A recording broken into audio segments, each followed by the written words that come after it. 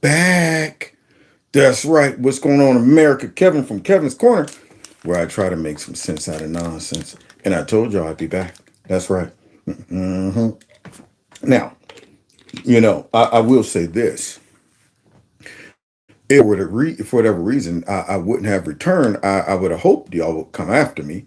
Don't just assume I just quit, because I'm no quitter. I'm a go-getter. Okay. So don't ever buy into, well, you know what, Kevin just quit doing YouTube. No, that's not what happened. All right. That means somebody done got hold to me if I drop off for longer than a couple days. So come get me. Y'all know the rules. I need some Magnum PIs. I need some Columbos and all of that tracking me down. So first things first, let's make sure that you can hear me. Can you hear me on YouTube? I hope. Give me a thumbs up or something. If you can hear me on Facebook, let me know as well. I don't want to waste all these words and y'all can't even hear them. Secondly, check out this phone number, which I have so many phone numbers that text this number and I have not responded yet, man. I got to go through them. So just be patient. If you have text this number right here, which is the number you see behind you, this phone right here is totally dedicated just for y'all. So, that means I got to pay the bills. So that means y'all got to help out supporting me. Okay. All right. I'm on a fixed income. Now, that number is 330-974-4607. And you text MAGA to that. And then eventually I'll get around to responding and letting y'all know that you are now in Kevin's Corner. That's right. So this way, just in case they do try to unexist me, then you can always rely on me to at least reach out and contact y'all for emergencies, or to let y'all know that I'm going live, or to let y'all know that I've uploaded a new video. And unfortunately, I didn't get a chance to do that today. I'm just lucky to be able to get this show put together for y'all real quick. So I didn't get a chance to go through and text everybody. So I hope y'all forgive me this time, but in the future I will. Now, what also helps get this party started is y'all hitting that like button. That's right. Share those likes and make sure that those algorithms kick in and force YouTube to have to do what they definitely don't want to do. And that is give people notifications to let them know that I'm back in full effect. And make sure you follow me on Rumble. Let's see my podcasts. And then there's what else? I think Twitter, well, X, and Instagram and all those other good places. Follow me just in case I get bounced up off of here. Facebook, we can have some way of communicating. And then before we get started, make sure that if you want to participate in the super chat, feel free. And if you don't trust the super chat, you can always support the channel through my Cash App, through my PayPal, and all of that good stuff. Now, let's get into what we're going to talk about on this Friday night. Y'all didn't get paid. Friday night. Money's popping. All right. So now what I want y'all to do is enjoy the show, because we're going to be talking about when people sometimes deserve what they get. Let's get it, though. Let me get you. I ain't heard my theme song in a minute.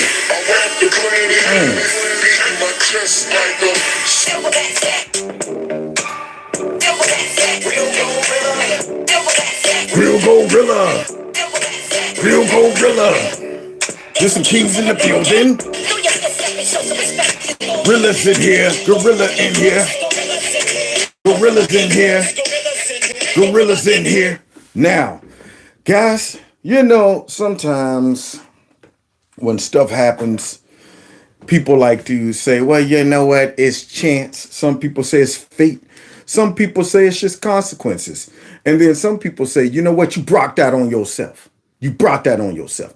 That doesn't mean some of the things that you bring on yourself is justified by the person who is anointed to dish out the punishment. Okay. Often, if you're a Bible studier, you'll realize when the children of Israel started acting a complete fool, God would often anoint a country, a rival country, to spank Israel. But then what they would want to do is go too far. They go from a spanking to a beating. Yeah, they go from a little switch to bringing out the extension cord. Yeah, they want to bring out that racetrack. They want to bring out all of that. And then God would have to turn his attention to them. and say, now, see, I told you to give him a little spanking, but see, you want to go ahead and kill him. See, so now I got to deal with y'all. So throughout this segment, with the exception of the last couple, there is one of these situations where I say, even though, you might deserve what you get, you might have brought it on yourself, that doesn't justify what action that was taken. It doesn't justify it. Okay. And I'll be explaining it. But there's lessons to be learned. So oftentimes, getting what you deserved is simply for a lesson. Sometimes the lesson is for you. Sometimes the lesson is for everybody else around you to learn what not to do.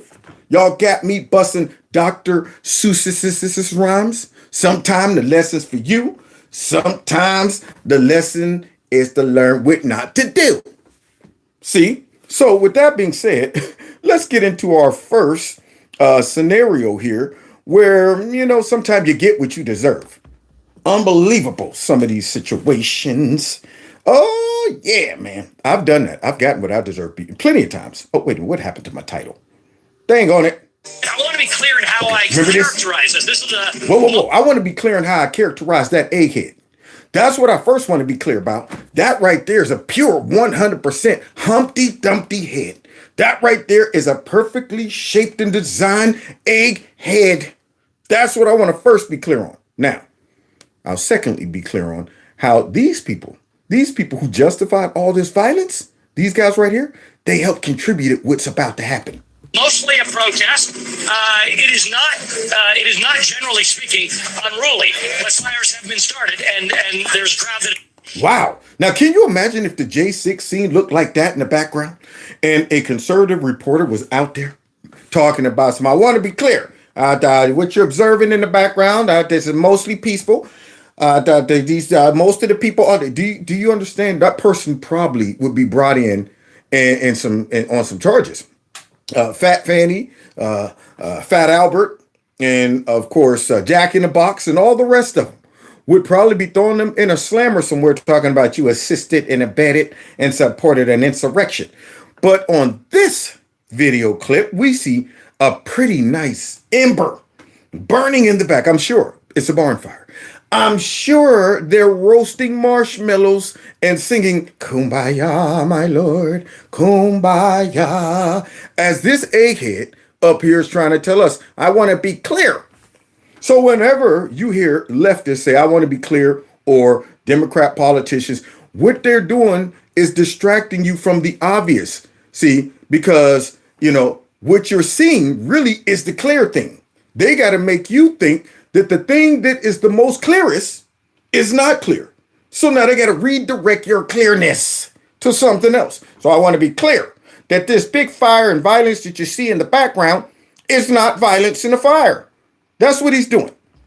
Okay, well, what's your definition of unruly, you total knob? Thank you. Yeah, all right, well, this is your definition of unruly, actually. Seen here is the bloodied face of one of the Democrat Party leaders in the Minneapolis area. Hey, the Minneapolis area, wasn't that where they was all out there for George Floyd and stuff, and taking over the police stations and all of that mess, and they was running around talking about get rid of the police? Wasn't that place? I'm pretty sure it is. And this lady right here is, I guess, one of the leaders around that area. And I'm sure she was attacked by a white nationalist.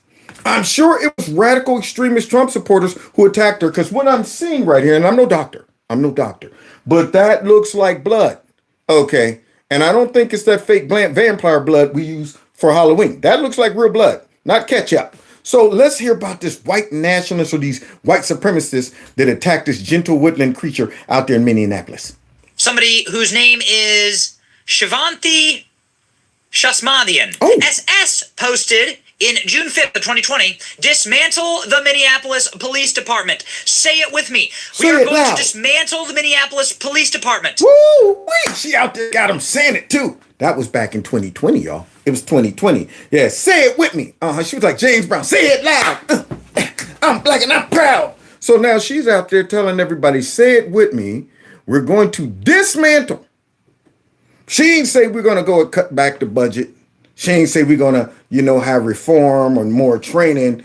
This woman went straight to dismantle the police department. I think, in fact, they was the one that started the asinine, theory that maybe we should use counselors. There you go. Yeah, send a couple counselors out there to the violent situation. Hey, my name is Peter. I'm here to talk you down. Now, you gang members, I think you should put all your guns down because I know you're hurting deep on the inside, and it's probably because you were neglected as a child. We want to get to the... That woman wanted to get rid of them. So that was in 2020, right? Say it with me. Amplify this message. Learn from our black siblings. Ooh. This is what... Learn from our black siblings. Now, you do realize this woman sounds like an idiot because when you look at a lot of inner city urban areas, whether they be black, white, or otherwise, you'll find that a certain mentality starts to develop where they would prefer to get away with the crime.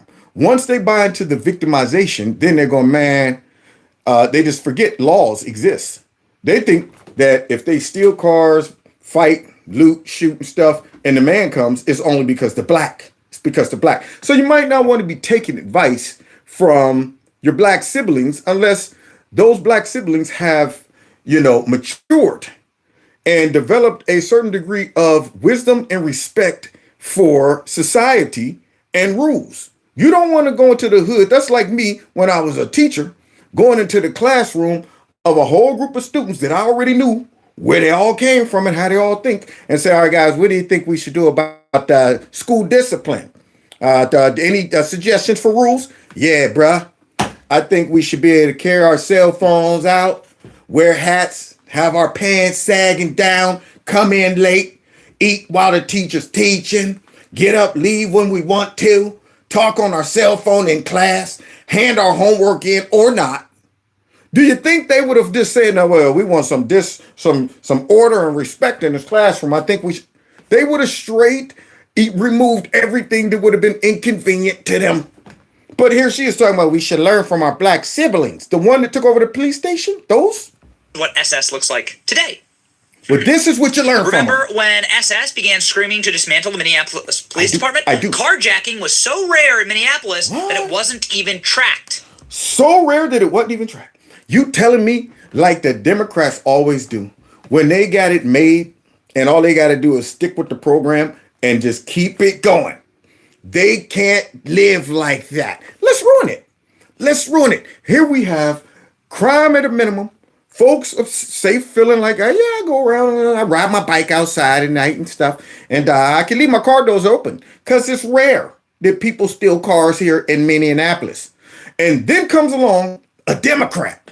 Then comes along these radical, paid and bought for leaders who are stuck in these positions, and their whole goal is to do the dumbest things, everything that would destroy a good thing. So here she is, now ruining the wonderful record of hardly any carjackings. They didn't even need to record it. No need to write it down. I'm sure the next one will come in about 80 years from now. I mean, they're so rare. But now what happened? And this is the Socialist Democrat Party of Minnesota. Vice chair says she was violently carjacked, calls for tougher juvenile penalties. Oh, what? Amazing. No way. Now she's a fascist, white nationalist, racist. That's what she's become. That blood woke her up. See, she wanted to learn from her black siblings. And now she learned a good lesson, a hard, tough lesson of what not to do. If you dismantle the police, if you demoralize the police, if you cut back the budget of the police, if you demonize the police, terrorize the police, and you're the one that was supposed to be supporting the police, when you get knocked in your head, when you get robbed by the same black siblings and all of that stuff that you are talking about, dismantle the police and we need to learn from our black siblings, you just learned a hard lesson. See, these white liberals who push this mess and virtue signal and all that stuff, all you got to do to wake them up is drop them off in the inner city where Democrats run those cities, but they don't mingle amongst the peasants. See, they don't go in there and hang out with them. No. They just ruin the area. create stinking thinking, keep them trapped there, and just keep that victimization going, keep the violence going, never really address the problems because they need them people to be mad and angry for nothing, you know what I'm saying? But yet misplacing the blame. It wasn't us that did it. It wasn't us that did it.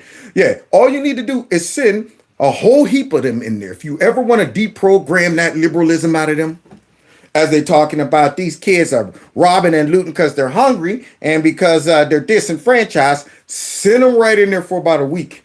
Just like Escape from New York with Snake Plissken. I am the Duke of New York. With Isaac the Hayes. Yeah, they will be screaming and scratching to get back over that wall.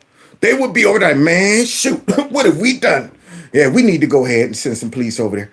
They're going to need more discipline in police. And guess who else wants that? The citizens in those areas who got enough sense to know right from wrong, but unfortunately, their circumstance keep them trapped in that area. You think they want to be tortured and tormented by all the youth around them or whoever with all that stinking thinking? No, and here y'all are talking about this is for black people. We're going to eliminate the police and they don't need it anymore. So therefore, they should be happier as they become victims of all of those folks around. Same thing with illegal immigrants. Send all the illegal immigrants into Latino areas thinking, well, these aren't your people, aren't they? You shouldn't be mad. They take your people. Yeah, you support this. And then when they come in and start victimizing those people are going, y'all sent them in here thinking that they're going to come in with the same mentality as us, the same love for the country as us. And we're all supposed to just create harmony. And all of a sudden it falls apart, but they're not worried about it. They're not worried about it until it shows up at their door. So this lady had to learn a harsh lesson. Now, thankfully, she wasn't killed. But if you hear about the story, you read it, she felt like she was. She felt like they was going to kill her, y'all. Said they robbed her in front of her. All in front of her kids and stuff. They didn't even care about the babies. Babies crying, mama, mama. And she like, baby, mama might not be back. Oh, tell everybody I love them and revenge my death. That woman thought her life was going to be taken. But forget about all those people during that summer of love.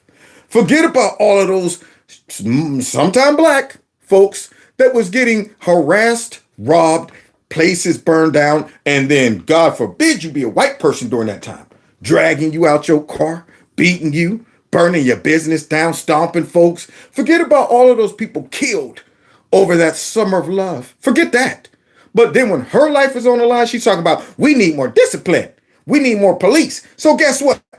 You got what you deserve. This is a lesson for you, and hopefully she learned. But see, for some reason, I don't have faith that this will. I think her desire for power and the people who put her in power is going to tell her, shut your mouth, suck it up, take one for the home team. Because when election time comes back around, I don't want you sending out a different message than get rid of the police, but only call for them when you're in trouble. So what she should have been saying is, I need a counselor. That's what she should have been saying. Really fascinating.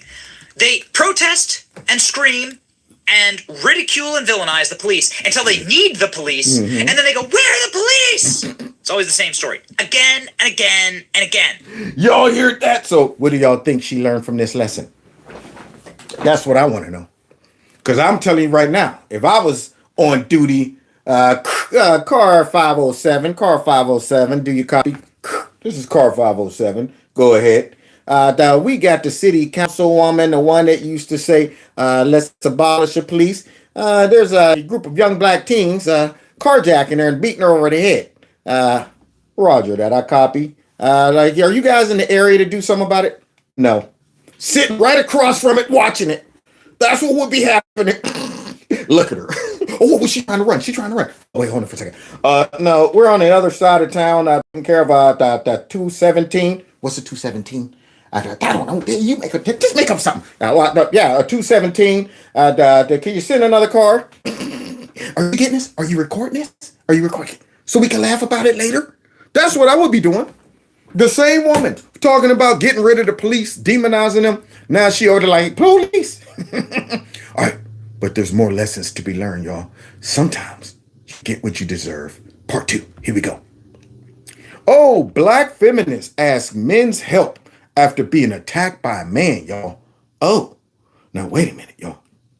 We ain't talking about just, a black woman who, just supports women. It's okay for women to stand up for women and support women. I mean, for example, I think all women should be supporting each other concerning this, new movement of transformers jumping into sports. If you ever want a time to bring back some real traditional feminist protest, this should be an issue. All of them should be on one accord about.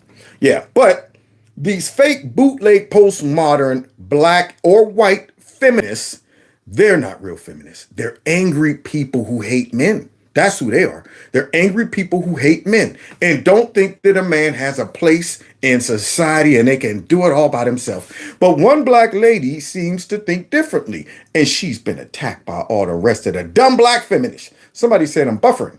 Am I buffering still? Talk to me, YouTube. I don't want to keep continuing if I'm buffering. All right, talk to me. Come and talk to me. Oh, wait a minute. I might have over here on my other channel. I'll be darned. I done had this mug done timed out. Let me see. Let me try to refresh. Okay. Okay. Whoa. For me has been a hugely positive. Well, look at that.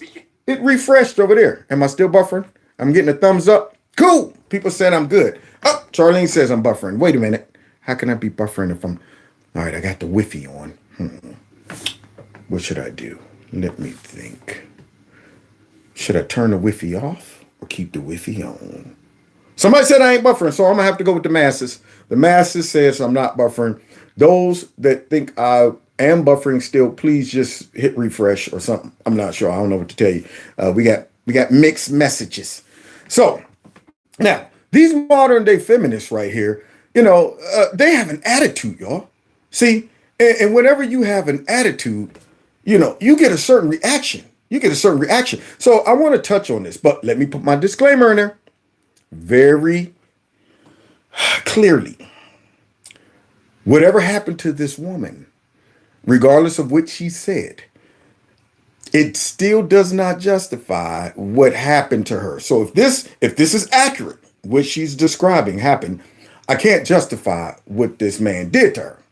But we can learn from the lesson, see, because sometimes you can lessen the possibility of an escalation depending on how you respond. So let's get into it. Here's the woman, the angry black feminist right here. It's coming out of my black scalp. Ooh. So it's hair. Y'all see that? Whoa. She went from that to that? What could have done that to her, y'all? Now, that's a knot.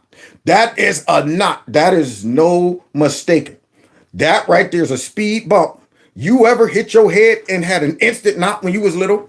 You playing outside and fall, beep, ah! And the knot is right there looking at you. Immediate knot. It's like, yeah, man. Yeah, I'm not a slow moving knot. I'm an instant knot. So that right there does not look good. That looks like she had an accident. But I guess apparently she turned some guy down and the guy just decided to hit her in the side of the head with a brick. Now, I will say this. Usually there's a little more detail behind something because, see, you got to understand, when I hear certain stories, I always try to simplify it and put it in the most simplistic form based on whoever is telling the story first, because you're not going to hear the other side. So the person who is claiming to be the victim is going to make the story sound as if they did nothing. They were completely innocent, minding their business, and all of a sudden something happened. So here's how I imagine this, okay? I'm walking down the street or whatever. Now, this lady's a lesbian. She don't like men. She also believes that, from what I hear, she also believes that women should be taking care of women. Women should be protecting women, not men, until you get hit in the side of the head with a brick. Then you need a man, okay? See, a brick brings a man. But here she is. She claims that some guy tried to talk to her. So I imagine it like this. Hey, how you doing? I'm fine. Nice and polite. I'm fine. And you? Well, I'm good. Hey, you know what? You're a pretty young lady. You think maybe I can get your number? We could talk sometime. No, thank you. I'm not interested. What? Bing! That's in the purest form. Now, do you think it happened just like I've seen a lot of men get turned down? I've seen a lot of women turn men down. And I've never seen a dude either smack, punch a woman, hit her in the head with a brick just because she turned him down. Okay, even if a dude get mad and call her a couple names, it's usually because he sensed a certain attitude that came out of her, that made him think like, dang, you ain't have to cut me that deep. So there's ways you could turn down someone, and there's ways you could cut somebody to the bone. Now, even if you choose to cut somebody to the bone, that doesn't mean you deserve to get hit or smacked or any of that stuff. But you could lessen your chances for something like that happening. But what I really want to touch on is the attitude behind feminism. See, because the lesson to be learned is men have no place in society. I can pretty much just talk to them any old kind of way, because these modern day feminists, they don't just support women. They ooze out hatred for men. They look for every opportunity to cast men in a light that is just negative. I mean, it's not one of those I just support women, It's let me find everything I can say about men and paint them as just the demonic devils. They always messing stuff up. They're the source of all the problems. Same thing with folks that race bait. See, they want to paint every white person in the same way.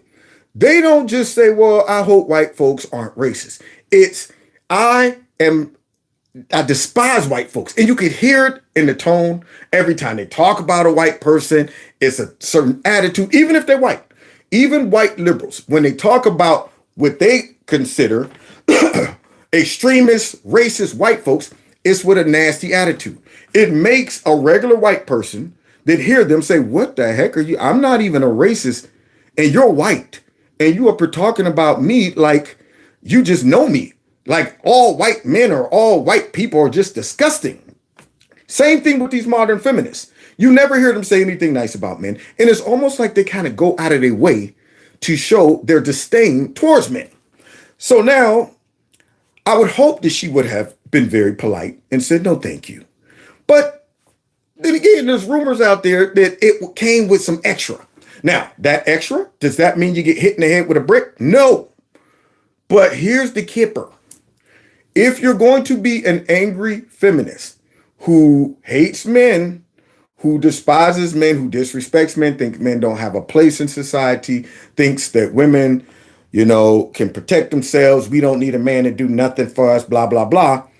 Just like the woman that got attacked in Minneapolis or wherever she's from and called on the police when she got attacked, this woman called on the men to come and help her when she got attacked by that brick. This is the lesson to be learned. Don't you say, we don't need men. Don't you say, men don't need to protect us. And when that brick land, now all of a sudden, what's wrong with the men? Why won't the men do nothing? What kind of man are you? So, if you're going to be a feminist, how about you just try to be nice? How about you just try to be polite? Now, I think it's still a sucker move for a guy to ever touch a woman, period. But I'm touching on the fact that when you prop yourself up and build your reputation and your identity around feminism, this postmodern feminism, and it comes across as I despise men, I don't need men, they're irrelevant in society, I got a woman, I don't need a man, period, so why y'all even... When you start developing that, people are less, especially men, are less empathetic when you get hit by, a brick.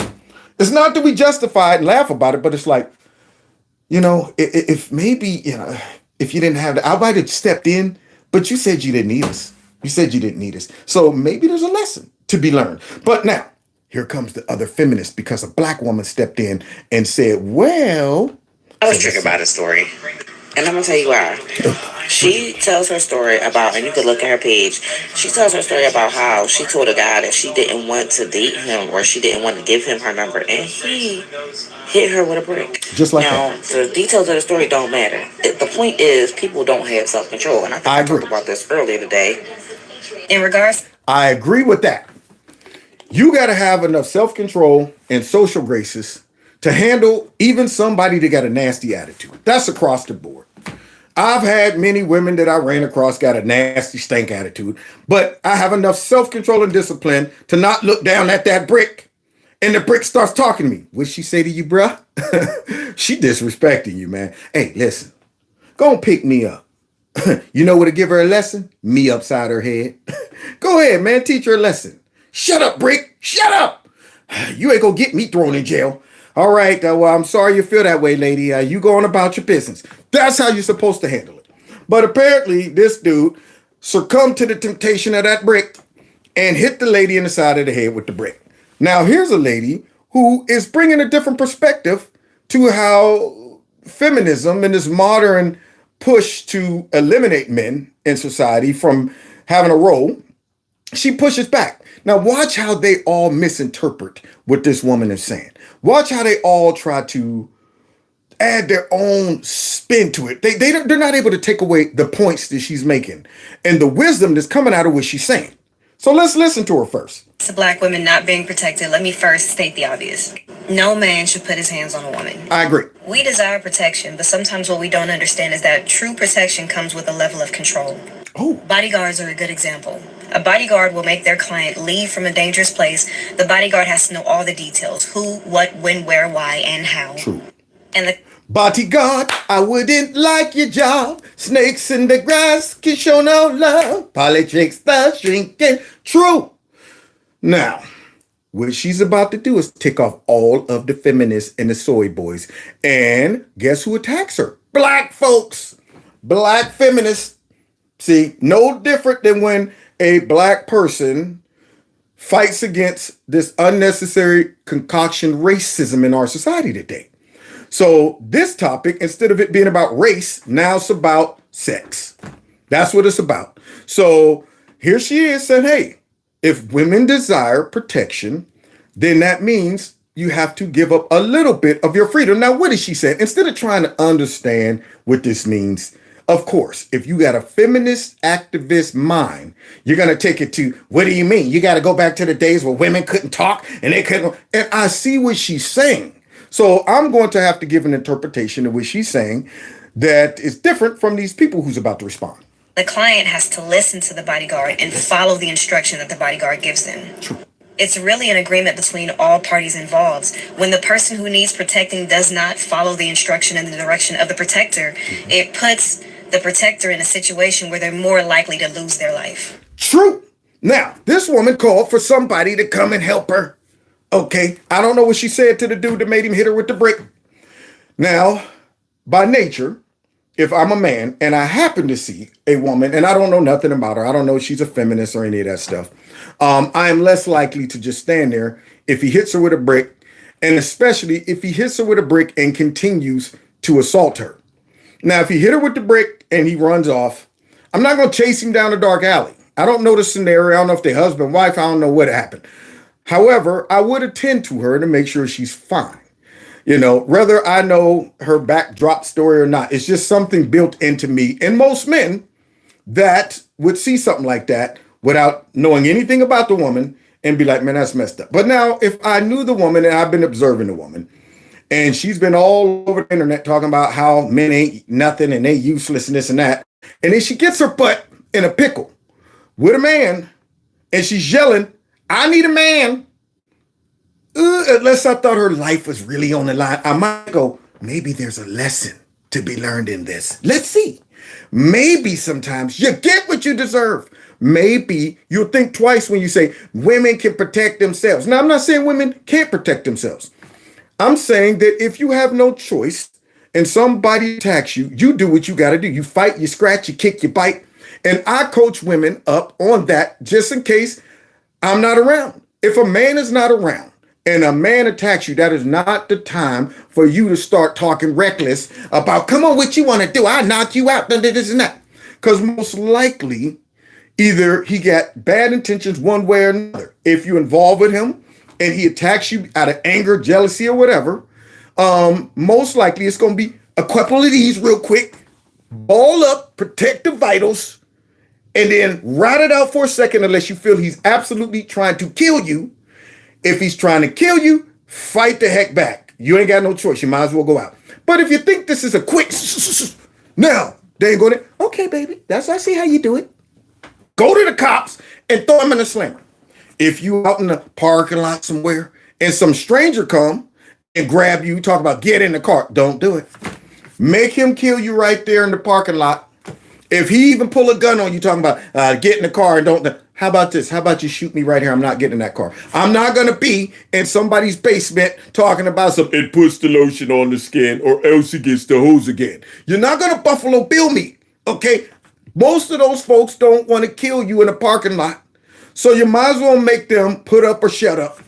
Say, if it's going down, it's going down here, but it ain't going down in some basement where you can have your way with me. So you go to scrapping. That's what you do. Yes, women, there are times where you got to go to work. But then there are those times where if you are a woman that understands some differences between men and women, you'll recognize that I would prefer a man to handle this. But not these women, not the feminists. They in their mind think, I don't prefer a man to step in and do nothing. All he doing is asserting his dominance and his control of him. Okay, so maybe there's a lesson to be learned. So let's finish hearing from this woman who is wisely dropping this out there. Somebody said Joe Dirte. Man, that was a funny movie. I have 4 brothers and a father, and I listen to their instruction even when they're not around. Yeah. They have told me to stay away from certain places if I'm by myself or if it's late at night. They've also advised me not to be drunk or high in certain situations. Now, is that bad? See, remember, a feminist interprets this coming from a man who loves his daughter, coming from brothers who love their daughter, sister, coming from men who are by nature protectors of the human race, more aggressive. Why do you think little boys play fight? They're preparing for situations. These are solid advice. This ain't you trying to just control a woman. But see, this is the mind of the modern feminist. Everything a man suggests, everything a man recommends, everything a man tries to do to help, it's interpreted as you just trying to dominate me. I don't need no man. Okay. See, now, the lesson will really be driven home. If the grid goes down, I want you to think about what these women, after you hear her, their response to her, I want you to think about what they would do if the grid went down and we went back to the old school dark ages. Because, see, they're going to be talking reckless against this woman, calling her all kind of names. Even though my brothers, my dad, and the men in my life protect me, I in turn protect them by listening to them and following their instruction. Wow. Now, I'm sure the feminists say, yeah, well, see, that's your problem first, girl, because you don't need no protection from no man. And you know what? What you mean you protect them from listening to them? What, you they slave or something? You being obedient to? No, what she's saying is if you love your family members, you don't want to recklessly put them in a situation to make them either compromise their freedom by killing somebody or get killed. That's all she's saying. See, I have family members that are not female. I had some male cousins who were always in trouble. Yo, man, Kev, man, these cats up here talk. You got to know who you're working with. When certain family members would call or, man, we need to do something. Can't help you, brother. Because, see, you're the family member that will get me killed. If every time I suspend logic and I'm observing you, going in the wrong places, you know people out there in the streets looking for you, you done did some stuff out there and you know cats gonna want to beat you up, and you're always going around the wrong crowd, you're always in the mix of something, but then when stuff go down, you want to call me. I can't let the fact that you're a family member compromise my common sense and me say, well, here, I guess I got to go and jump into this. It would be one thing if you didn't bring it on yourself or go looking for it. But when you're that person that's constantly in some mess, now I got to say, man, dude, you're not going to have me thrown in a slammer. You don't love me if you're putting me in this position. And then to try to question my love because I'm not stupid enough to rush in into every scenario you drag me into because you're acting a fool, that's not fair either. So how about you not put your cousin in them and your boyfriend, husband, wife, or whatever in a tricky situation? So all she's saying is that I know my family and I'm not going to do nothing stupid to drag them into it. So let's continue though, because see, the feminists, they're going to misinterpret what she's saying. They don't have to come to my defense in some wild scenario, because if I listened to them, I wouldn't have been there in the first place. And this is another thing I feel like is pertinent to say, and I know folks ain't gonna like this one. I don't have sons right now, but when I do have sons, I'm gonna teach them that there's a difference between diamonds and dirt and rubies and rocks. Rubies and diamonds are often in jewelry stores. They're in glass cases, they're secured, there's an alarm system, there's a lot of layers of protection because those things are valuable. Yeah. But you could pull over to the side of the road and find some dirt and rocks. Woo! Now I got the interpretation of that off grip. You look at certain rocks, even though they might come from dirt, they're way more valuable. And if you just want dirt, you can pull over and grab some dirt right off the side of the road. Now I know what she's talking about, but now here comes the misinterpretation from all the other angry black feminists and a softcore black, I guess, male feminist. I don't know what this dude is, but they don't like what she just said. They don't like that interpretation, y'all. Expecting a man to risk his well-being, his future, and his life on someone who does not see value in themselves or the man is asinine. That's a very asinine thing to ask. Thank you.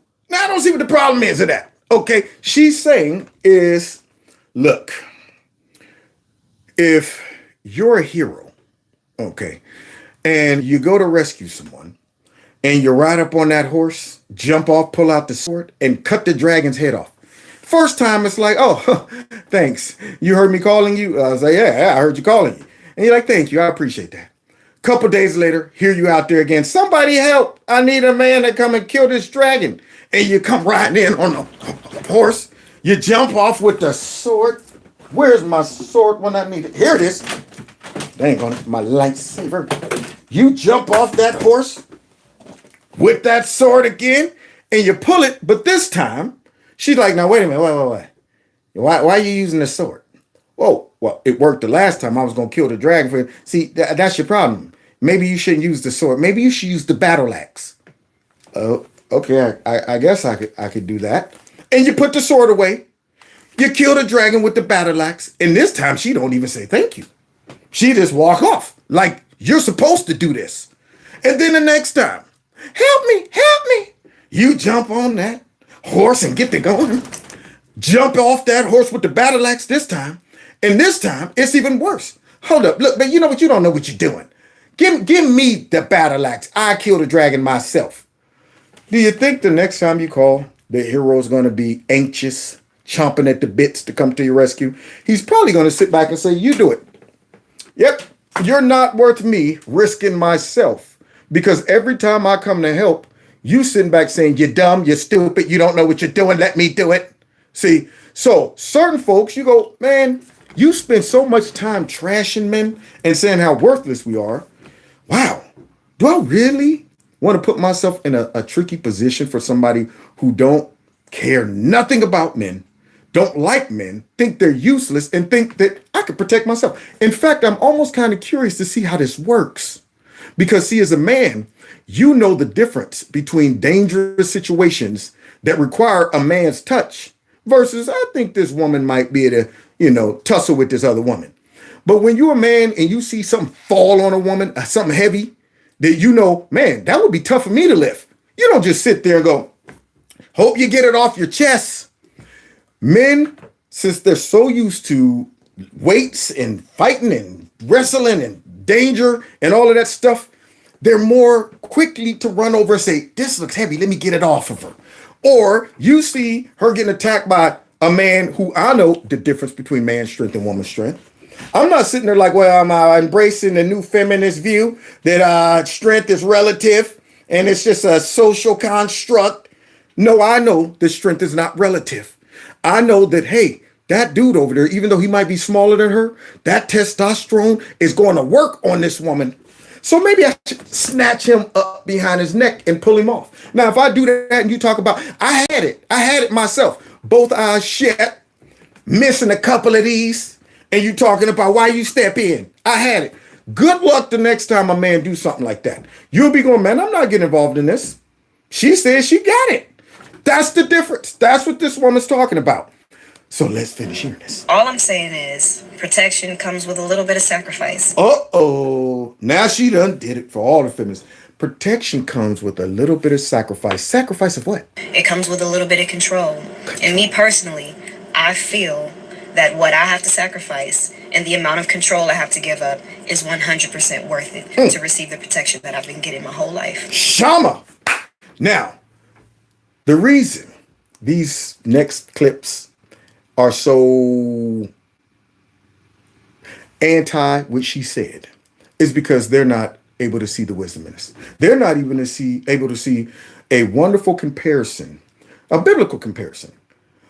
Christians rely on the protection and the help of God. When you get yourself in a pickle, as a Christian, you realize there's only so much you control over your life. You know, it wasn't until, I ride motorcycles. I fell off my motorcycle years ago. Now, as a young man, athletic, put together. In my head, I'm a win every time. In my head, I'm going to be the exception to the rule. I'm going to beat the odds. I would hear about guys falling off their motorcycle all the time, and I'm like, man, if it was me, man, my cat like instincts would, I jump off and roll, tuck and roll. I always imagine, Kev, if that was you, it would never go down that way. I would come out on top somehow based on my skills. And when I fell, I literally had no control over it. I had to go with the flow. That's that moment where I realized, help me, Jesus. If Jesus wasn't there, I would have perished. Just flew through the air, looking up at the sky like, well, here it is. I am now totally in the hands of God. That was no time to get in God's face talking about, look here, man, I don't want you in control of my life telling me what to do and what that. I don't need your help. That was the time to say, Lord, help me. That wasn't the time to exercise my pride and talk about, I don't want nobody taking control. It's an agreement. You're willing to sacrifice some of your freedom because you realize that I don't have really that much control over my life and the safety of my life. So now, as a woman, if you live in society, if everything's going great, that's fine. But if something crazy happens and you got somebody around you that is capable of handling it better to protect your life, that is not the time to chastise that person and tell that person, you're not the boss of me, and I'm not willing to sacrifice a little self-control and relinquish that to let you save my life. You're a dummy if you do that. See, that's where feminist makes you completely dumb. And all that woman is saying is, yes, there's a partnership that goes along between men and women, okay? Make it worth it. If a guy's going to step in and say, I'm here for you, don't make me waste or risk my life on somebody that says, whatever. Hey sis, hey hon. Here we go. Don't mind my outward appearance. I literally just woke up. And that's the problem, off grip. Right off grip, you done lost my respect. Getting on there with that bonnet on your head. Look like a circus tent on that head. Got the nerve. You know he was about to record. So you gonna talk about, hey, sis, and get wiping the sleep out the eyes, got the boogers in the eyes, and don't even have enough respect to wipe the boogers out your eyes. What man is gonna come to your rescue? That's what I want to know. You look like a troll. But I saw your video yesterday, and weren't you the same lady that had said that about the headscarf thing when people go into the dental office or something like that? I think that was you. And to see now that you are making videos about teaching your future son the difference between diamonds and dirt, difference between a woman that is the diamond and a woman that is dirt. Once again, you give male-centered and male-identified. So I just want to know. Here we go. Modern day feminism. How do you decipher this diamonds and dirt? Like what? Right now.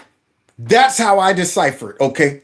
The woman who was classy, nicely made up, had a wonderful presentation, spoke so eloquently, imparted such words of wisdom, okay?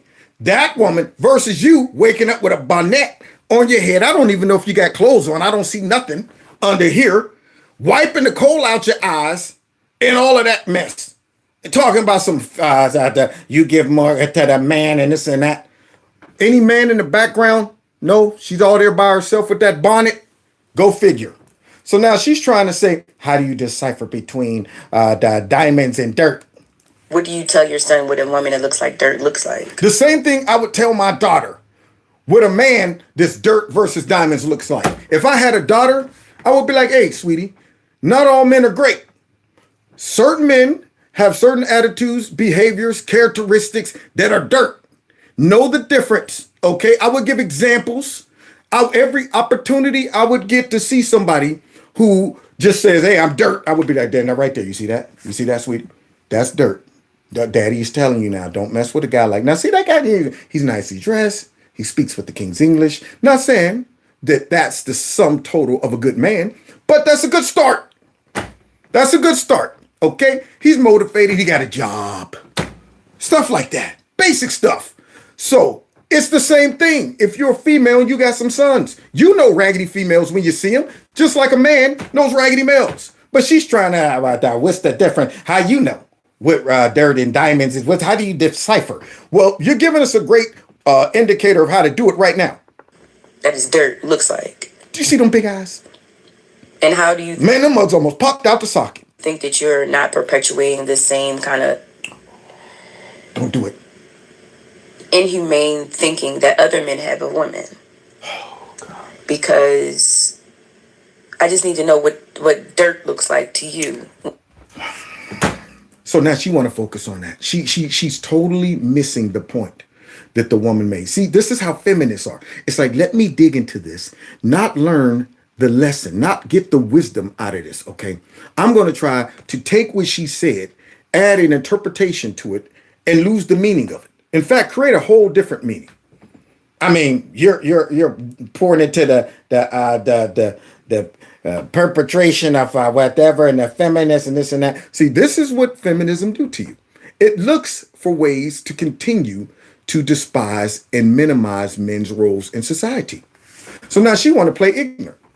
That's what she want to do. She want to act like, well, how do you decide what's dirt and what's diamonds? I think I might be looking at some dirt right here. When it comes to women. But when I do have There's the diamond. teach them that there's a difference between diamonds and dirt. See? That sure was an analogy. Dirt. There you go. See, they're walking right into this lesson. When you get on TV looking like that, after what we just watched, you see what we just watched? We watch a diamond. Here's some more dirt. That way of thinking is already what most men believe anyway. That a woman is only worthy if she is one, family, or two, someone I can sleep with. Now, her mind frame is nothing but dirt. If I sit down with a woman and that's what she thinks goes through the mind of all men, dirt. I mean, it just fulfills the mindset of all men anyway, most men. So you're telling me most men either value only two types of women. Woman I can sleep with and a family member. That's it. Just women in general, we walk around like cavemen. No good, unga bunga, throw away. No good, too fat, too ugly to sleep with, not worth nothing. That's how we're all walking around. So this is an angry black feminist right here, that if I knew that, and I hear, somebody help me, some dude next door is going to work on my knot right here on my head, I might let it ride out for a minute before I step in like, hey, brother, all right, man, that's enough. Might want to see if a lesson can be learned in this so she can figure out, am I dirt or am I diamonds? Because this knot on my head might make me come to some conclusions that maybe I'm dirt. If you don't fall under either of those categories, you are essentially useless. Which is why, in cases like this, where a man asks a woman for her number and she turns him down, he will then immediately attempt to end her life because she is now completely useless, because she will not be A, making him a sandwich, or B, having his children. Man, modern day feminism is the worst. It's next to the whole modern day racist. So now that's what she thinks. Does she? How many times do you really think this scenario plays out in society? That's my question. I mean, the fact that we're even talking about this particular situation probably means that it's not happening all the time. I don't know not one dude that ever said, man, this chick turned me down, man, and I hit her in the head with something. I smacked her in her face. This chick right here is saying this is a normal practice that takes place. And yet you have to put it in simple context. You really think that's all that happened? The woman wasn't demonstrating just to make a point that you do realize I'm an angry feminist and I don't like men. The fact that you just had the nerve to come up to me, even though you didn't know that, I look like a normal black woman, maybe somewhat attractive.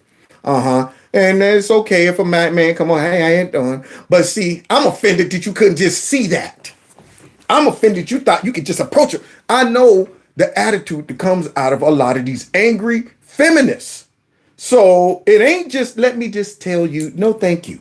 It's let me put a little extra something on it. But now, if it did happen just like that, then God forbid, this dude is a psycho. But I got a good feeling it just didn't happen like she's describing it. And I know this is not a normal reaction that men have. Because if you cannot be motherly or sexy or both, then you are of no use to any man on this planet. And if we were wondering why this way of thinking doesn't change just by you simply having a mother, no, every misogynist's favorite line, I love my mother, because your mother is reinforcing this. Your mother is reinforced. Your mama should have reinforced some stuff into you. Maybe you wouldn't be on there looking like a big old fat troll mad for nothing. Got that big old pink wrap around your head. Dang on it. Need to wrap it around your mouth. So here she is out here looking mad. Do you think she got a man? How many guys you think is willing to come to her rescue, y'all? How do you think this woman would survive? She looks healthy. Looks nice and healthy. Can you imagine all the lights and electricity going down and she opened that Frigidaire and ain't no turkey, no hog maws, no ham in there, no potato salads and stuff? You think what would happen if the Miss Meal cramps kick in and she realized, I don't even know how to get water. Oh, whoa. And then there's people lurking around trying to break in people's houses because the grid's gone down and they think I might have some snacks in here. You think she'd still be talking about, nope, I don't need no man. I don't need no protection. See, what you're doing is reinforcing. She would be looking for the biggest, burliest man. She would be calling every male in her family, Uncle Tom, Uncle Joe, Uncle Frank. I'm coming over there with y'all. She wouldn't be talking about, I'm coming over there, girl, with you. It's going to just be me and you. We're going to hold it down. Well, like Thelma and Louise. She would go and find every male figure in her family and say, do y'all know how to hunt? Do y'all know how to go and get water? What can we do in survival mode? I don't know how to feed myself because I'm so modernized as a woman that I don't see the value in men. So I'm talking reckless right here on the internets, making it seem like I can handle things on my own until crap hits the fan. So she would probably lose about 75 pounds in 3 days. Literally what Pick Misha here is doing. Because even to most women, there are certain type of women who do not deserve saving. They've also advised. Oh, God. And you're one of them. You're one of them. Good grief. Me not to be drunk or high in certain situations. Good. That's good advice. Okay, y'all gonna have to forgive me. Oh, here we go. Here's the one we look at. A man jumping in trying to get some, I don't know what he trying to do, get brownie points from the women. What are you doing, dude? What are you doing? You know, you get on here with no shirt. You're a grown man. You're a grown man. Why are you filming a video with no shirt? That alone lets me know something ain't right. If I see you on your Facebook page and you're a 40-year-old man with no shirt on your profile, and you're not a male body figure model or something, put a shirt on. You're a grown man. So here comes the male feminist who either hates being a man or hates his own testosterone. So here he comes. I'm a man, butting in women folk business, and I know I shouldn't, but I had to say this. This is incredibly dangerous and misguided. I don't know if you thought you were being deep or you thought you were making a point. Bro, you basically victim blame and say that women shouldn't be drunk or high. They can't have fun. They need to be aware of their surroundings. And while I do agree to a certain extent that people should be aware of their surroundings, for sure. But see how they take the message? That's what you got out of what that woman was saying? Victim shaming and all of that stuff. What she is saying is use wisdom. What she is saying is understand men do have a role in society. What she is saying is don't minimize and belittle men to where you degrade them and then call on them, expecting them to just muster up all of the heroism and risk their life to come and rescue somebody who spent their life trashing men. Understand, that there are certain things that women bring to the table. The men says, thank you for that advice. I'm so glad that you told me I can't carry a newborn like a football. I need to support the back of the head, you're telling me? Or else they'll break their necks? Oh, I had no idea. I was carrying it around in one hand like this, holding the waist. See, yeah, there's a lot of things that women have to bring to the table for men. And it don't mean that women are better than men. And the same thing, it don't mean men are better than women. It's just that, hey, I see that this person is built more equipped to handle this type of scenario, so I probably should listen to him. And then it's the same thing on the other side. Probably should listen to him. But you are an unwise man or woman if you say, don't need to hear what you got to say. I'll figure it out on my own. Okay, let the baby's neck break while you're carrying it like a football. Or let yourself get a knot on your head when you're talking about women can take care of themselves. They don't need no pink.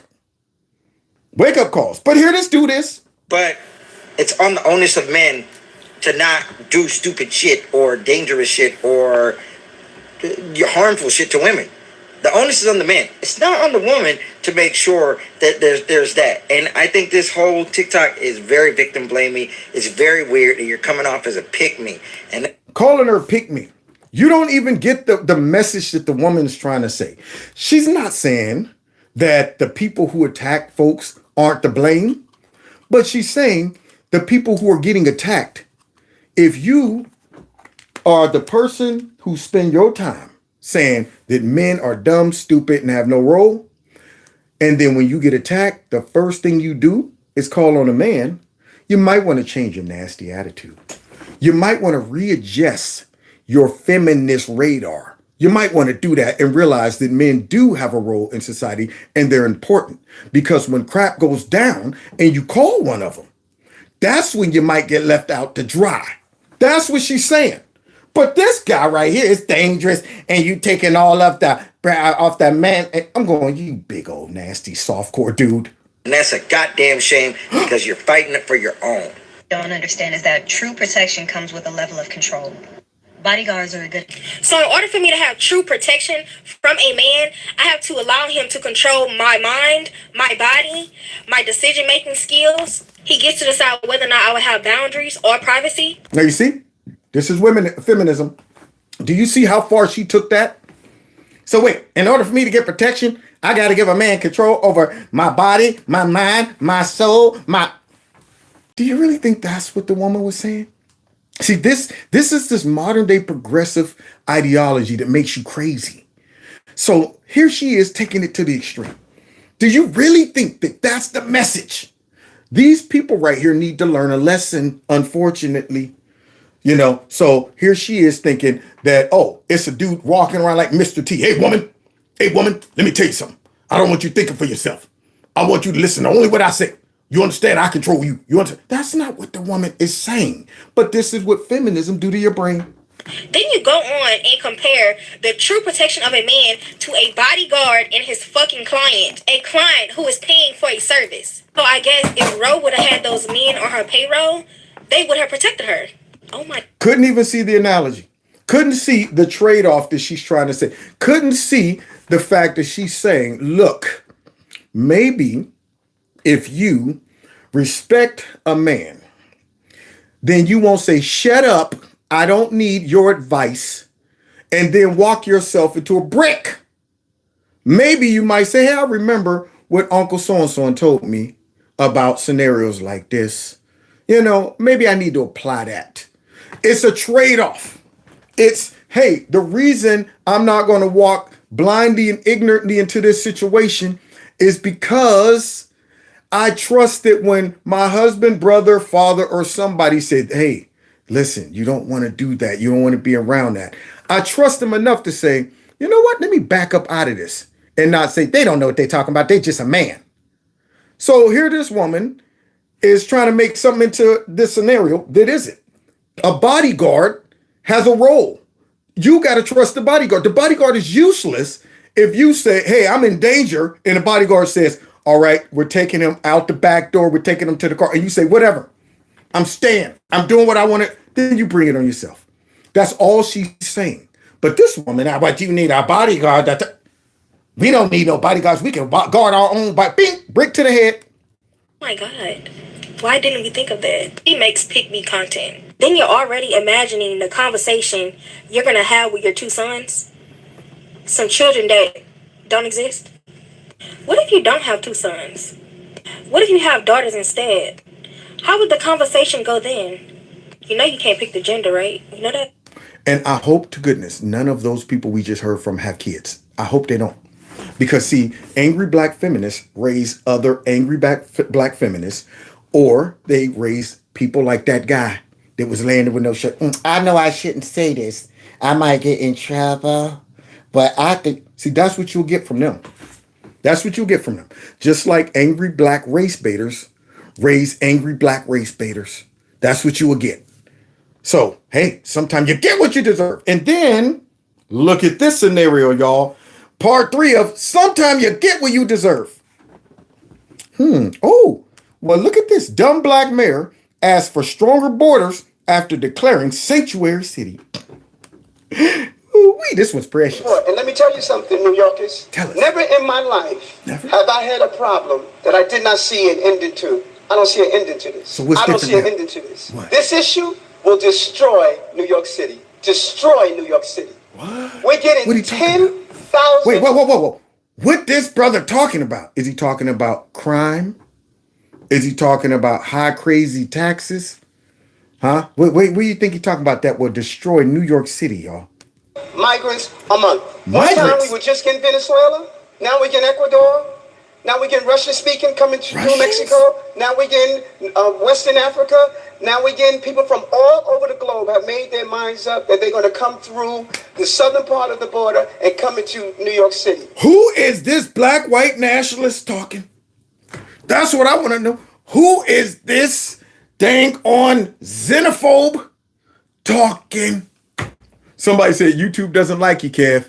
You're not a Mockingbird asset. You're right. YouTube don't like me. I'm not a Mockingbird asset at all. So who's this guy, y'all? This is amazing to me. I'm sure somebody kidnapped the real Mayor Adams and dressed up a white man, put a bald head on him, and then painted him black. Because this ain't the man that I know who was talking about that we embrace all illegal immigrants and there is no illegal immigrant and come one, come all and all of that. He's talking like Donald Trump. Man, he's talking like a full-blown extremist, super ultra MAGA person. And everyone is saying it's New York City's problem. Every community in this city is going to be impacted. We have a $12 billion deficit that we're going to have to cut every service in this city. So wait a minute. You telling me some common sense came crashing in when the bills came in? Common sense done downloaded into that big bald head of his when the streets are packed with illegal immigrants from everywhere, all over the world, not just from South America. I mean, who could have predicted that? When you show the world the roadmap into our country, you think it's just going to, only Latin-speaking people. No, everybody's coming.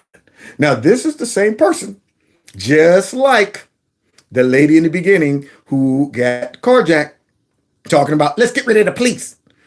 This guy was advocating for Sanctuary City, getting mad at governors that send people away. You shouldn't be sending folks on no dang on bus all over the place. You abusing these precious illegal immigrants. Now, he's sending them all over the place.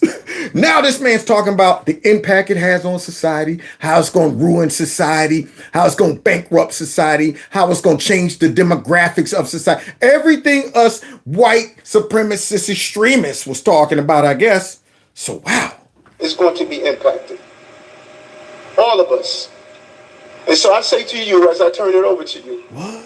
This is some of the most educated, some of the most knowledgeable, probably more of my commissioners and deputy commissioners and chiefs live in this community. So as you ask me a question about migrants, tell me what role you played. Ooh. How many of you organized to stop what they're doing to us? No, you ask yourself that, Mayor Adams. As y'all tell me what role you play. No, what role did you play?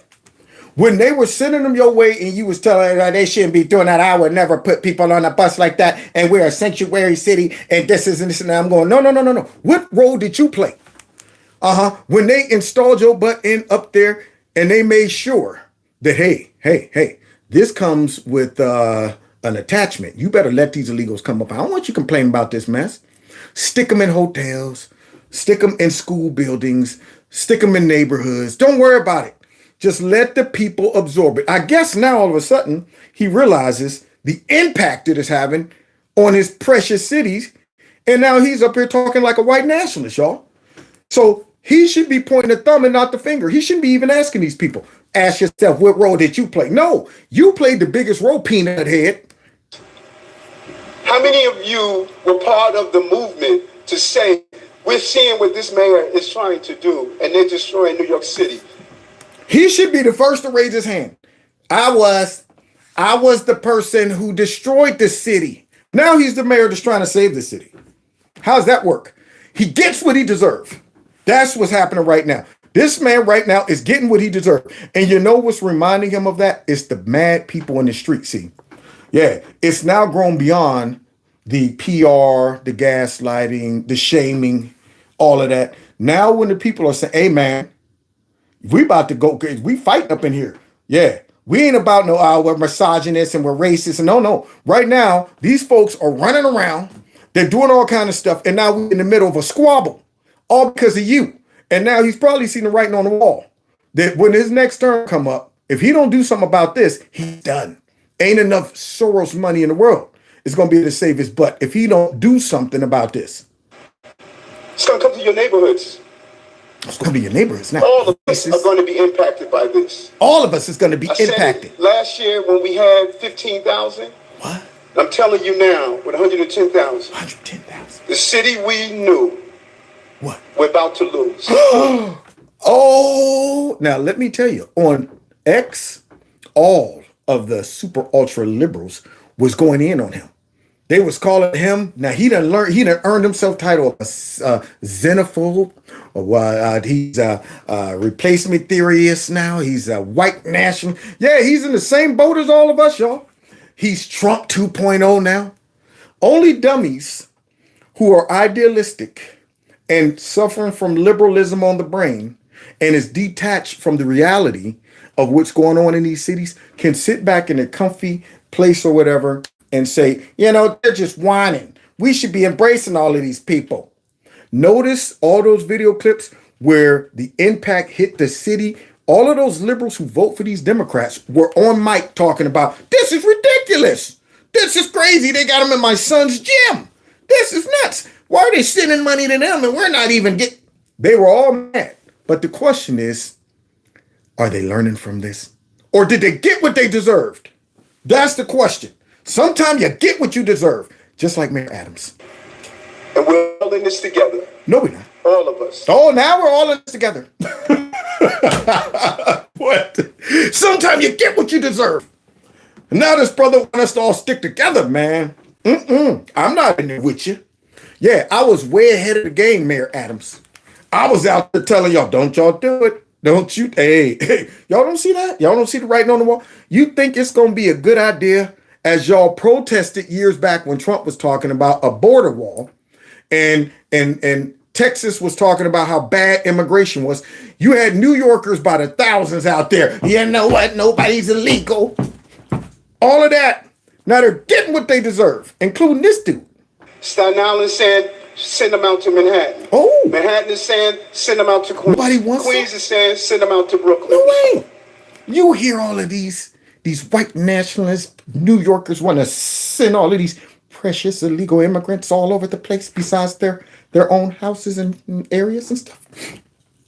I mean, I thought that it made us stronger. The diversity is our strength. All of that.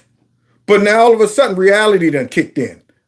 Diversity, misplaced is the downfall of our community. And New York is on they're teetering right now. Is that the game we can play? Open the floor up. Oh, now you want to open the floor up. See, you hear that? You hear that? See, brought it all the way on themselves. So I don't want to hear nothing from Mayor Peanut Head Adams. You brought that on yourself. You got what you deserved. And for all I care, if New York collapses, San Francisco, California collapses, DC collapses, Chicago collapses, it would be a beautiful lesson for every dumb liberal out there that supports these policies. See, sometimes you got to make the pain so intense that the dumbest person recognizes it. See, even crazy people recognize pain. Pain will make your craze subside. Yeah, let somebody who's walking around talking crazy and all of that, hit them with something, that'll shock them. They'll go, oh, whoa, whoa, I might be crazy, but I know that's pain. See, it'll shock you out of your craziness. So all of these liberals who's running around talking about it, sometimes it gotta get that bad. Let it hit rock bottom to where the people get so mad that they're like, we're gonna rush up to the mayor's mansion, the governor's mansion, and throw you out if you don't fix this mess. And if it gets beyond repair, New York and all these other cities are gonna look like a waste town, a ghost town. All of the money and the glory that comes in, gone. And all of that is going to be shifting. And all the smart people in those states and cities will be coming in a different direction. Hopefully not bringing the stupidity with them. Unbelievable. Oh, wait, what's this? The media gets what they deserve. Let's see. I think to some degree are jarring given the scale and what they may mean for the current president. We have brand new CNN polling this morning, and those numbers are looking rough for President Biden. Could be a troubling sign for Democrats and the president's hopes for re-election in 2024. Biden's approval rating sinking to 39%. Nearly 60% of voters think Biden's policies are making the economy worse, and close to 70% of Democrats want somebody else to run for president. His overall approval rating among Democratic voters, that's slipping from July. And when it comes to hypothetical matchups between Biden and the leading GOP presidential candidates, it's a tight race with no clear winner. What? After all of y'all hard work of propaganda and gaslighting and lying and manipulating and all of that and Trump demonizing and all of that, and your precious Biden is still unpopular, y'all knew he sucked. Y'all knew he didn't have no stuttering problem, even though you lied to the people. Y'all knew he was corrupt. Y'all knew Trump didn't deserve no impeachment twice. Y'all knew that. And now you're getting what you deserve. You could only cover for that bum so long. Except for Nikki Haley, who in this hypothetical matchup is leading President Biden by 6 points. Donald Trump ahead by 1 point of Biden. This all comes right before President Biden heads off on a big foreign trip. He's set to meet with world leaders at the G20 summit in India. Happy to be joined this morning in studio by our political director, David Chalian, with all this new polling. And I mean, some people think polls. This one, to me, is totally riveting and fascinating about how Americans think Joe Biden is handling his job, including Democrats. You're shocked. It's riveting. Fascinating. I'm flabbergasted. I don't understand how Americans are interpreting Joe Biden, who we work so hard to prop up, and they don't like him. You mean to tell me we're irrelevant? All our hard work was in vain? You're getting what you deserve. Yeah, and it's going to set off some alarm bells in the White House. You noted his approval rating is down at 39%. 61% of Americans disapprove. He's been hanging at that low point, guys, for quite some time. You talk about the mood of the country 14 months out from a presidential election. Not that great. 3 in 10 Americans, that's it, say things are going well in the country. 7 in 10 say things are going badly in the country. And 58% of Americans in this poll say that Joe Biden's policies have actually worsened economic conditions in the country. Only 24% say they've improved economic conditions. This is why we hear him talking about Bidenomics every day he's out and about in the country. And it's not working. See, and they sound so despondent, so discouraged over these numbers. See, this is the same network we saw in the beginning of my show. I want to be clear here today that these protests been mostly peaceful. And then, of course, what happens? The violence starts to filter over into these cities, and it starts impacting these Democrat leaders who are getting mugged. Sometimes those networks who's out on location, they get mugged in those cities. The same cities that they demonize the police, encourage violence. And then you get what you deserve right here. Same thing. They gaslit us over Biden. said this guy was competent. He was well-liked, 81 million votes, and they knew it wasn't true. Sitting back lying, demonizing anybody who was out there singing, "Let's go, Brandon," tried to lie about that. That was the telltale sign. The man wasn't in office that long, and people are starting to yell, F Joe Biden, and they're going to try to gaslight us with that. They saw the writing on the wall. He's unpopular. But no, we can't let that get out there. So now you're getting what you deserve. David, the president is the oldest president in history. He was this morning, he will be tomorrow. That's just the reality. And White House officials acknowledge that, don't love talking about it, but have long made the case that's not the kind of pervasive issue for voters. It's not going to be the determinant factor. What does this poll show? Well, it's certainly on the mind of voters. We'll see how important it becomes, but it clearly is a major concern. We asked folks, Phil, are you seriously concerned that Biden's age might negatively affect his ability to serve a full term? 3/4 of Americans are indeed seriously concerned. 3/4 of Americans don't agree on anything. But I don't want to hear from you. I don't want to hear from you, pudgy man. Because see, your network out there was going in on anybody who questioned Biden's age. Your network was the one when they started saying, "Now wait a minute, is he suffering from some specialness going on and stuff like that?" Well, you know what? You can't say that about him. You're not a doctor, even though Trump has rickets. He is suffering from some type of disability. I'm pretty sure of it. He might have botulism, all of that stuff. But Biden, don't question it. You're shaming him because he had a childhood stutter. That was the network. And now here they are talking about this is fascinating. But there's concern there. You see it here too. Seriously concerned about his current mental and physical competence being negatively impacted by his age, and seriously concerned that his understanding of the next generation's concerns are impacted. Horrible numbers. Say that.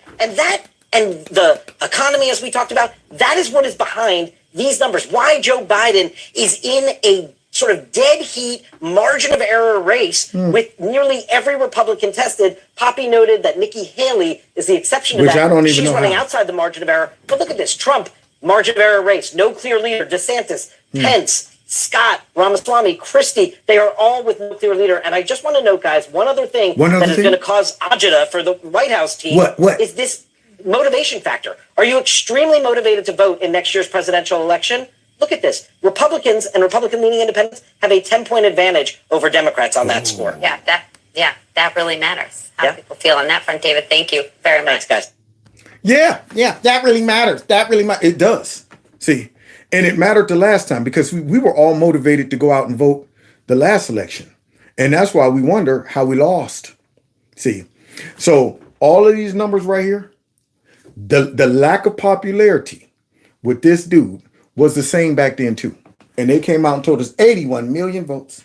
After now finding out that there were signatures that didn't match and all of this shenanigans and numbers switching in the middle of the night and stuff, it showed that man was not popular then.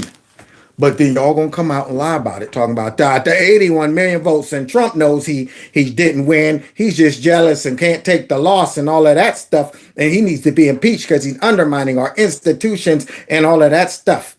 Y'all knew that dude sucked. Y'all know he didn't get no 81 million votes. You guys pushed that bootleg deep state narrative, and now it's backfiring on y'all. So that lets us know if something mysteriously happens again in 2024, you know it's not because all of the people just switched up their attitude, fell back in love with Biden, and rushed out to the polls with glee to vote this man back in for doing nothing the first 4 years.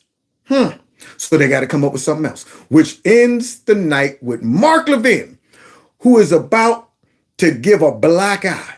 I'm talking a serious butt whooping to this latest shenanigans to try to keep Trump from running. Mark, I need you to give them what they deserve. First of all, Sean, on this indictment, the ruse is obvious. I think you're close to it, which is indict him on the gun charge. He may actually get off with this diversion, but get off or not, it's the one charge they can bring that if they have a trial, they won't bring in Papa Bear. If he's indicted on a tax issue, if he's indicted on FARA, you could bring Biden in as a co-conspirator. You can bring him in other ways.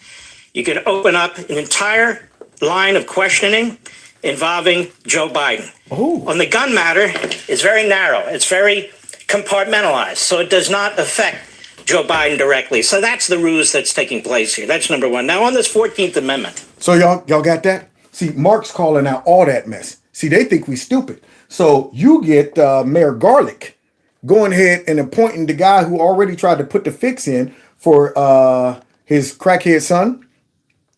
And now they're trying to say, well, you know what? You might not be able to get off on everything, but let's pick the one thing that it wouldn't require us looking deeply into it to where we'll find out really what's behind it all. And that is the big guy. So yeah, you might have to take one to the chin over the gun charge, but don't start looking into his finances because you'll find that it leads right back to Joe Biden. And then the second thing is what?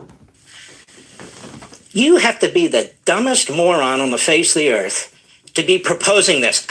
You got two knucklehead professors who took 125 pages to tell us that something's in this section that's not in the section. What? You got a washed up federal judge here who hates Trump going on TV, doing the same thing. You've got these Democrats who I thought they hated the Constitution because it was written by white supremacists and so forth and so on. But then they cite the Constitution. Let's dig into this. Let's do it. See, because notice what Mark is saying, y'all. You got to be the dumbest person to look at this 14th Amendment thing that they're trying to come up with and says it means something. And just the meaning of it alone doesn't require any guilt. It doesn't require any proof. It stands on its own. And nobody have to decide it. It's just unspoken. That if you are a person who was involved in an insurrection or whatever, you can no longer run for office. Yeah.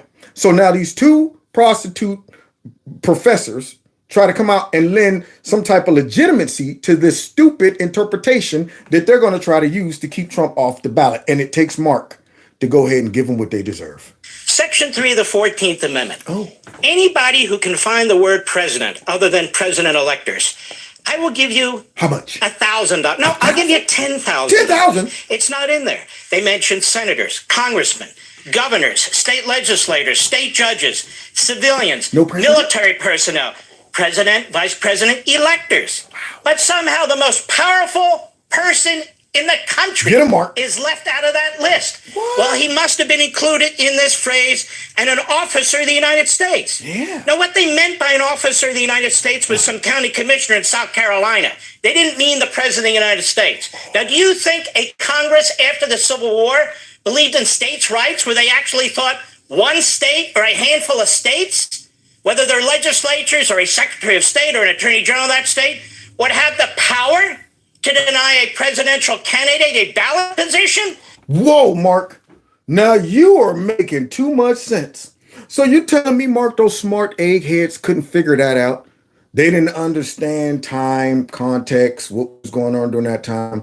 You want us to believe that this clause they're trying to say is applicable in today's age, and it had nothing to do with the Civil War and what took place right after. But instead, now all of a sudden, anybody can make this claim and just stop somebody from running anywhere. Anywhere.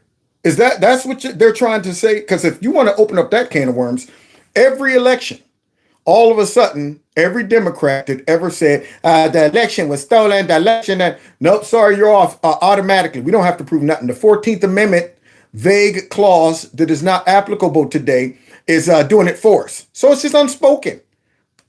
Can you imagine when they were attacking these states? We still had military occupation in several of these states. That they would give that kind of authority? They never gave that kind of authority. How do we know? Because there's nothing that says they did. What? So we have these phony originalists who are now activists. We have these activists who are always phony activists who's saying that that's what was meant. Liars. Now, what do we mean by insurrection or sedition? Yeah. Well, we know what they meant when they passed the 14th Amendment and ratified it in 1868. You know what they meant, Sean? What? The Civil War. That's what they meant. What? No wonder these Democrats start bringing up a term we never heard of. It's kind of like how all of these medical institutions and the CDC and stuff and all of them are just coming up with a term I didn't hear growing up. Sudden death syndrome. Y'all ever hear that one? I mean, do you understand how scared you would have been as a kid? You do know, son, that there's a thing out there called sudden death syndrome. What? What's the cause of it? Sudden death. Sudden death. Well, do I get a warning? Do I get sick or something? Dad? No. It just happens suddenly. You can just be out there playing football, son, and die. What? I'm scared to go outside now. We never heard of that. But then they just made up a term, for the sheep, for the idiots who can't see. They're manipulating us. So now these Democrats just start coming up with this term all of a sudden. Let's get the public familiar with insurrection. Oh, by the way, media, I need that to become your number one talking point and term to use. Insurrection, insurrection, insurrection. Because then when we say Trump can't run because of an insurrectionist, then the people will say, yeah, we're familiar with the insurrection, but not know what its original use was. And that was for the insurrection that took place during the Civil War. So now Mark has to go ahead and give them what they deserve. Anyone who engaged in, participated in, gave aid and comfort to the Civil War. Oh. They were the ones who were banned from holding public office. But wait, Mark. But wait a minute. Didn't Trump do that? Didn't he give aid and abet to all of those Antifians and stuff that was breaking in the Capitol that day? Wasn't he an insurrectionist? I'm sure after he told them to go over and let your voices peacefully be heard. And then after he got up there and made that announcement to go home, we're not about violence and stuff. I'm sure right after that, he's like, now I'm going to secretly meet with you guys behind the Capitol so we can finish the insurrection. I'm sure that's what he did, right? Unlike the Democrats who gave who gave a lot of support to Antifa and bailed them out of jail and all that stuff, they abetted them and all of that mess. They did that, but not Trump. He didn't do it, as far as I know. They didn't mean for this to apply after the last Confederate died. There's no evidence that they did. And of course they didn't. So what do we mean today by insurrection? What? Or sedition? It doesn't matter.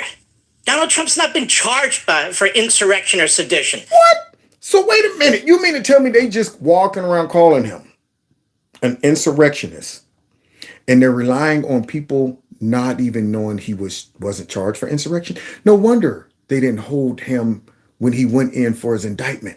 Because I was thinking maybe if he was a real insurrectionist and a traitor to the country, they might have locked him up.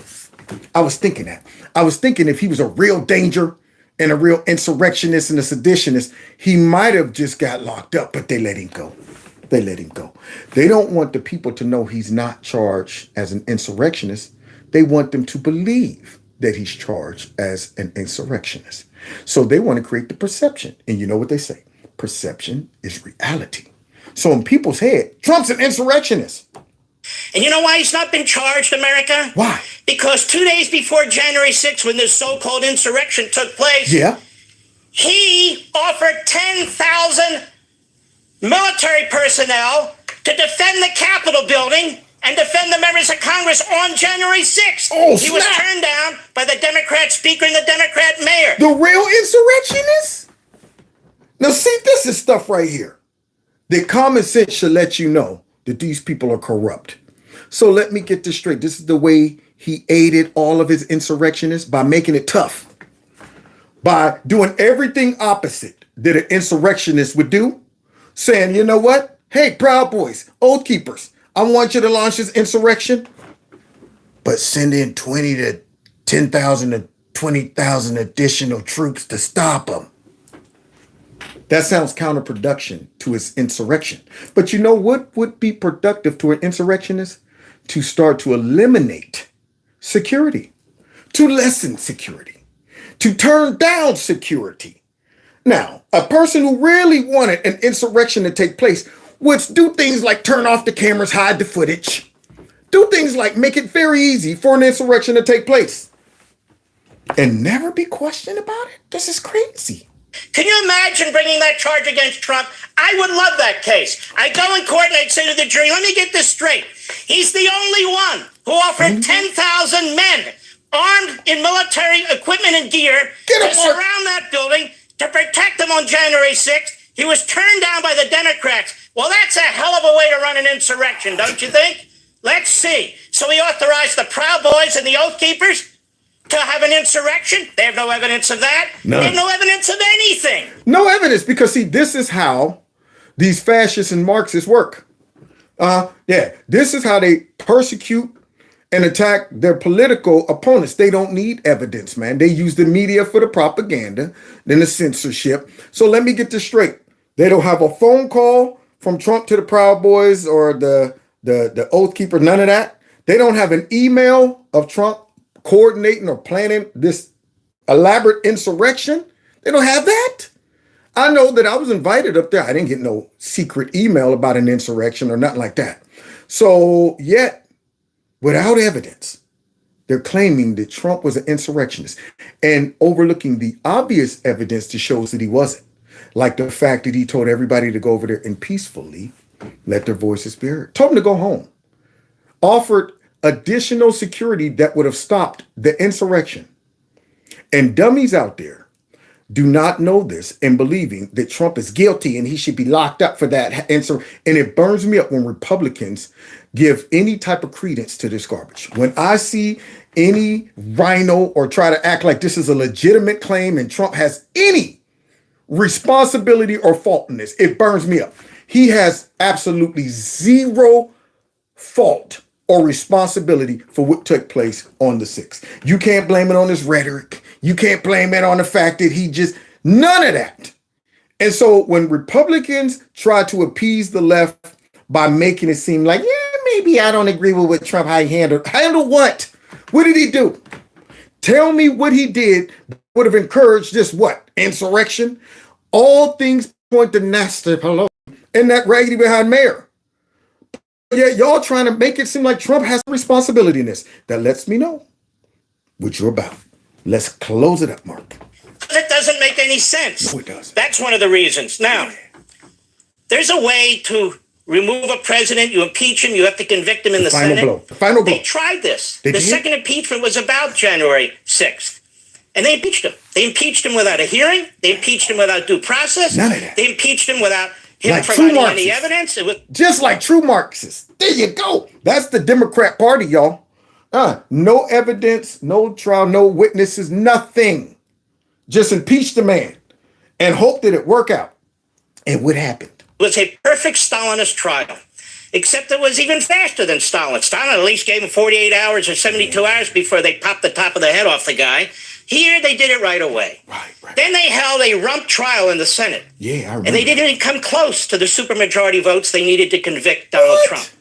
So if anything, under our constitutional system, Donald Trump was adjudicated not guilty of an insurrection and a sedition by the one body that took it up. So they trying to get us with some double jeopardy. Wow. So I guess the Robert Mueller investigation wasn't enough. I guess the first and second impeachment, even though he was found guilty, wasn't enough. I'm sure they're sitting on some evidence that the impeachment just didn't have. That right there was not enough to show he has been exonerated. So now we got to find a way to make him guilty. And popular belief, that's what it is. See, we're not going to actually come up with evidence that he's guilty. We're going to try him in the eye of the public and see if we could convince enough bubbleheads that that was a real insurrection by keeping them ignorant.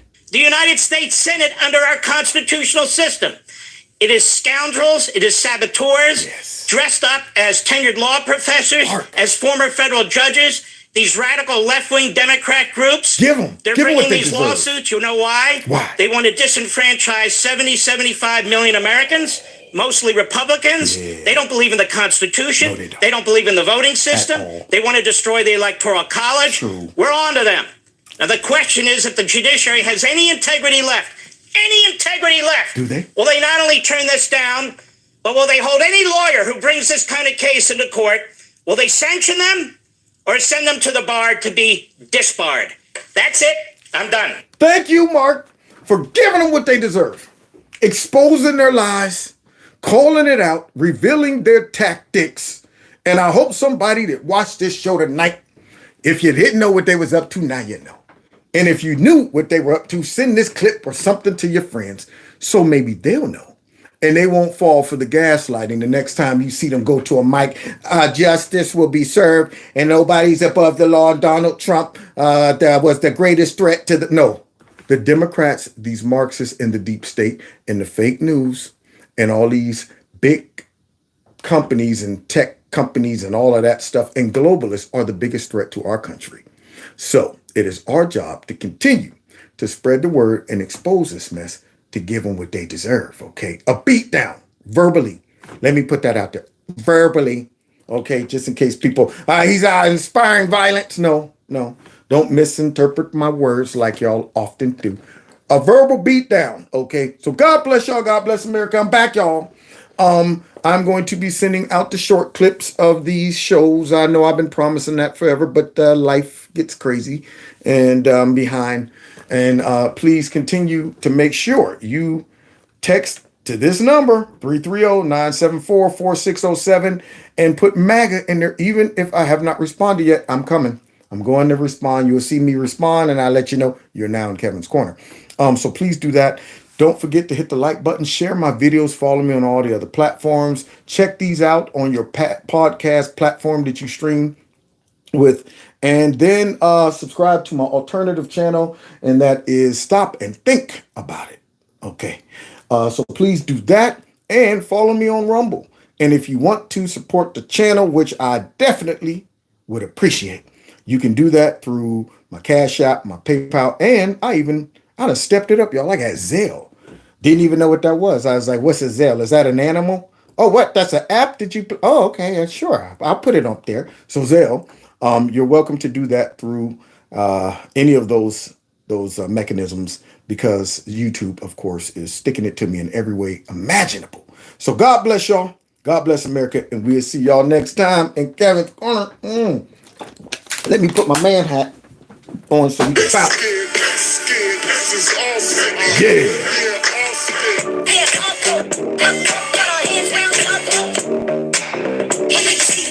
I know you see the apes. Yeah. See y'all next time in Kevin's Corner. Take care.